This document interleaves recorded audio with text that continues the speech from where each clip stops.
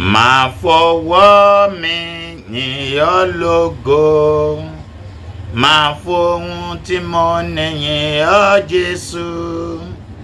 Èrè kí ló lè jẹ́ fún mi nígbà tí mo bá ti wọnú ilẹ̀ lọ?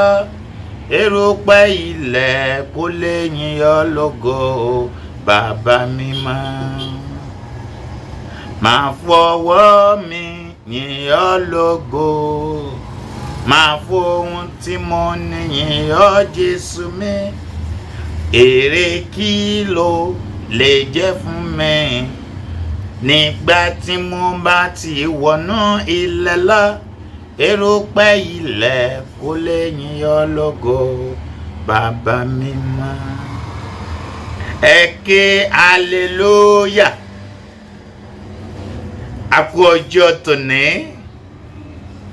Àlàáfíà Ọlọ́run yóò máa bá èmi àti rẹ gbé ní orúkọ Jésù.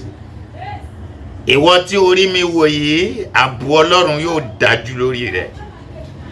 Lábẹ́ àdúrà wa, àdúrà àṣeyọrí, mo gbà á ní àdúrà fún ẹ wípé ilẹ̀kùn ayọ̀ tí ọ̀tá tì mọ́ òní ni ó ṣí ní orúkọ Jésù. Mo wí gẹ́gẹ́ bí ikọ̀ àtìríjú Ọlọ́run wípé gbogbo agbára tó fi àìsàn ṣe ọ́ kó má bàa rí ògo lò láyé, gbogbo agbára bẹ́ẹ̀ ó di òkú lónìí ní orúkọ Jésù. Ìwọ tó ń rí mi wò yìí, kò ní ṣe bíkíbi tó ti rí mi wò, kò ní ṣe bíkíbi tó ti rí mi gbọ́. Pàtàkì ọ̀rọ̀ mi sí ọ lónìí wípé ọfà àìsàn tí ń bẹ lára rẹ kó jáde ní orúkọ Jésù. Ó ti rí bẹ́ẹ̀, kò yí padà. Àṣẹ́gun Jésù Olúwa wa.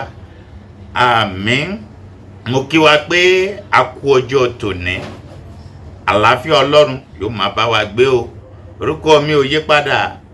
Àjíǹrere James Adéníyì tí gbogbo ènìyàn mọ̀ sí kíni kí n ṣe Ọlọ́run 1930 lábẹ́ iṣẹ́ ìránṣẹ́ Easy Yoke Gospel Ministry Ọlọ́run 1930 Movement aka Salvation is Free.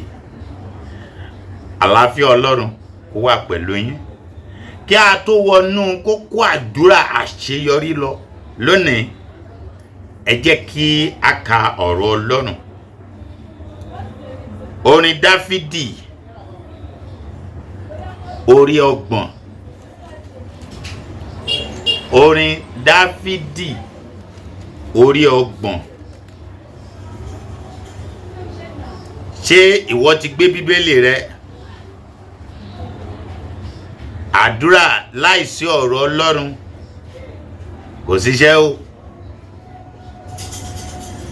Àdúrà tí a fẹ́ gbà lónìí ó fara pẹ́ àdúrà ìwòsàn, ìmúláradá àti ìgbàlà. Torí náà, gbáradì àti ka Bíbélì rẹ. Bó jẹ́ òyìnbó ló mọ̀ ọ́ kà, kà á dáadáa. Bó jẹ́ Yorùbá ló mọ̀ ọ́ kà, gbé kájọ kà á. Ìwé orin Dáfídì orí 30 láti ẹsẹ̀ 1. Ẹ gbọ́ ohun tí ó wí bí mo ṣe kà á. Èmi yóò ké òkìkí rẹ. Èmi yóò ké òkìkí rẹ,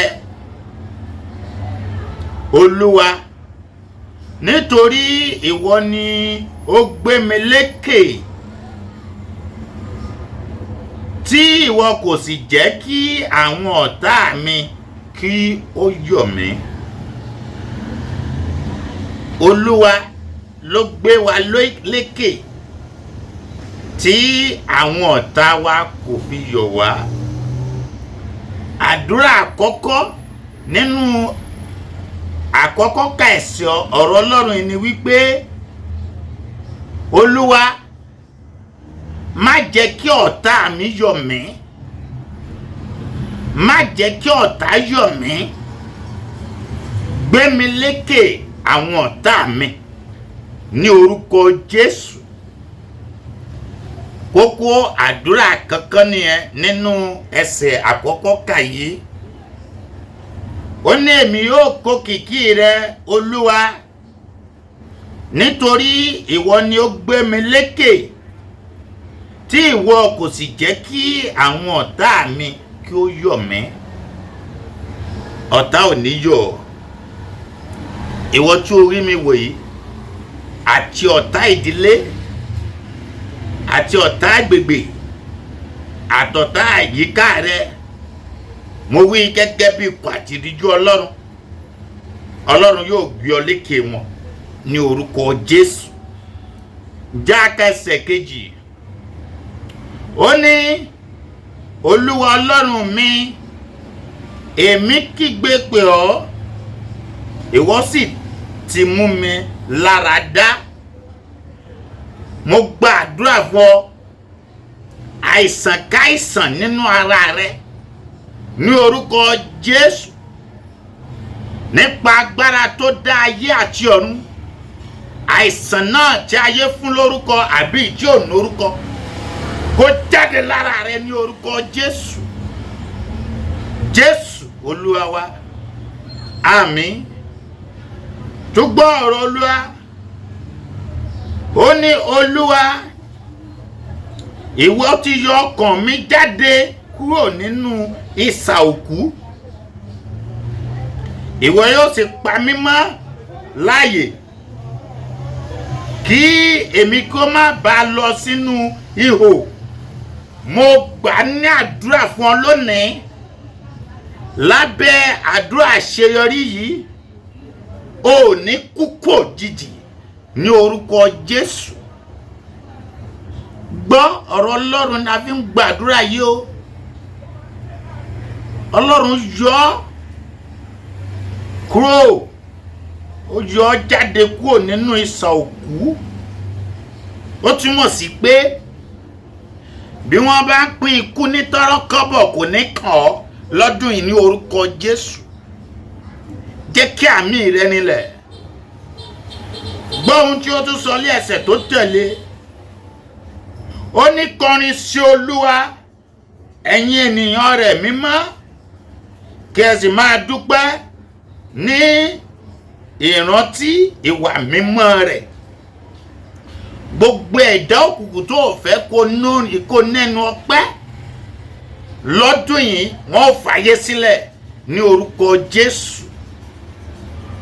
Gbogbo ẹ̀dá òkùnkùn tí ò fẹ́ kó ní ẹnu ọpẹ́ sẹ́ ní ọdún yìí, lábẹ́ àdúrà àṣeyọrí, wọ́n fi ayé sílẹ̀ ní orúkọ Jésù. Ẹsẹ̀ karùn-ún gbọ́ ohun tó wí. Ó ní nítorí pé ní ìṣẹ́jú kan ní ìbínú rẹ̀ ń pẹ́, ní ojú rere rẹ̀ ní ìyè gbé wà. Wá yè tọmọtọmọ, ilé rẹ̀ á yè, ọkọ rẹ̀ á yè, aya rẹ̀ á yè ní orúkọ Jésù. Bí ẹkún bá pẹ́ di alẹ́ kan, ṣùgbọ́n ayọ̀ ń bọ̀ ní òwúrọ̀. Ẹ̀dákẹ́dá tí ò fẹ́ kí ire ó tẹ̀ lọ́wọ́, agbára tí ò fẹ́ ní ọjọ́ ayọ̀, ní orúkọ Jésù, iná palẹ̀ wọn mọ́. Àṣẹ́gun Jésù Olúwa wa. Gbọ́ mi dáadáa, ká tó wọ ní tó pé kókó àdúrà mẹ́ta tí ó máa gbà fún ọ fúnra rẹ. Jákà ẹsẹ̀ kẹfà. Àti nínú àlàáfíà mi, èmi ní ipò mi kì yóò padà láéláé. Gbọ́, òní ṣẹ̀sín, ayé ò ní pa ọ́ lára ní orúkọ Jésù. Wá pariwo ní tirẹ̀ báyìí pé Jésù olùgbàlà, nawọ́ àlàáfíà rẹ sínú ayé mi lónìí ní orúkọ Jésù. Wá sọ di àdúrà. màmá ẹ má fi ṣeré rárá o. Ẹ sọ di àdúrà náà wà láfíà rẹ sínú ayé mi lónìí. Jésù Olúwa náà wà láfíà rẹ sínú ayé mi lónìí. Ní orúkọ Jésù.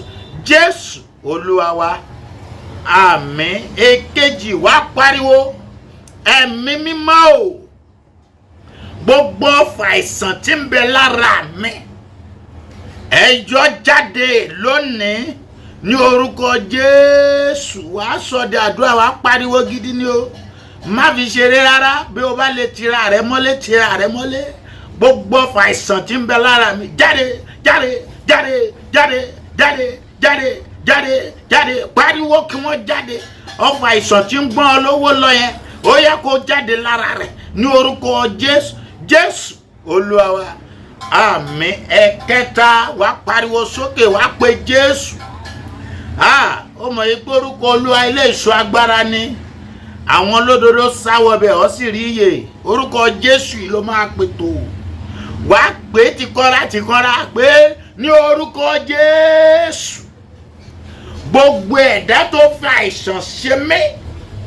Kí má bàa rí ògo lò láyé. Ẹ̀mí mímọ́ ò fi ẹ̀jẹ̀ wọn ṣètùtù ìwòsàn fún mi. Ní orúkọ Jésù. Ó láti dájú ní àkókò tó wáyé o. Torí ẹni tó jẹ́ ò mọ̀. Òun náà lè ti máa wà lórí agbára tirẹ̀. Pariwo Olúwa ẹ̀dá òkùnkùn tó fi àìsàn ṣe mí. Láti má rí ògo lò láyé.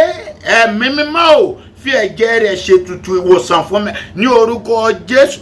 Fi ẹ̀jẹ̀ rẹ̀ ṣètùtù ìwòsàn fún mi. Ní orúkọ Jésù. Jésù Olúwa wa. Àmín. Mo gbàdúrà ní orúkọ Jésù gẹ́gẹ́ bí ọ̀rọ̀ Ọlọ́run tí a kà wípé ó ní lọ́nú ìwò lọ́dún yìí o. Ní orúkọ Jésù. Ó ní lọ́nú sàárè lọ́dún yìí. Ní orúkọ Jésù. Ikú tó yáwọ́ ní pa lọ́dún yìí. Ní orúkọ Jésù. Ó ti rí bẹ́ẹ̀ kò yí padà. Àṣẹ ọ̀rúgùn ní orúkọ tí Baba, tí Ọmọ àti ti Ẹ̀mí Mímọ́. Jésù Olúwa wa. Àmín. Ẹ ṣé púpọ̀. God bless you. Wow. Please subscribe to our YouTube channel at Olanitan 30 TV for music, prayers, messages, movies by Evangelist James Adeniyi, aka Kinikinse. God bless you.